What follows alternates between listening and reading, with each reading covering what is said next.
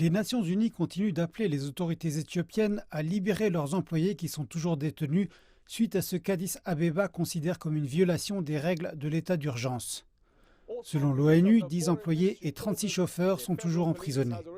Les autorités du ministère des Affaires étrangères nous ont dit que la police fédérale avait déjà libéré la plupart des travailleurs de l'ONU arrêtés après avoir fini son enquête. Les cas du reste des suspects détenus sont traités par l'équipe de sécurité formée dans le cadre de l'état d'urgence. Les responsables éthiopiens ont réaffirmé que toute personne appartenant à l'ONU ou à l'Union africaine qui enfreignait la loi du pays serait tenue pour responsable. Par ailleurs, la guerre se poursuit au nord, particulièrement dans les régions Amhara et Afar.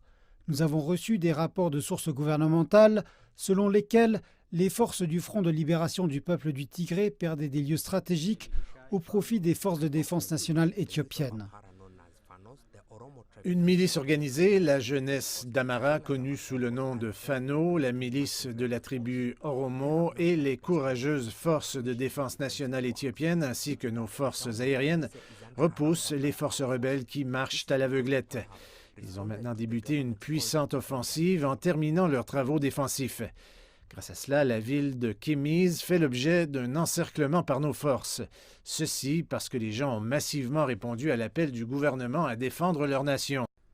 Cela fait à présent un bon moment que l'Éthiopie a déclaré l'état d'urgence pour, soi-disant, mieux sécuriser le pays. La vie à Addis Abeba et dans d'autres villes importantes demeure normale.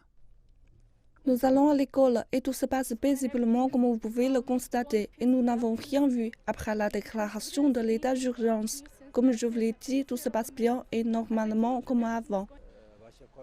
Depuis cet état d'urgence, nous défendons mieux notre pays après la guerre déclarée contre lui. Ici, c'est paisible et nous continuons à soutenir les efforts du gouvernement sur le front de guerre.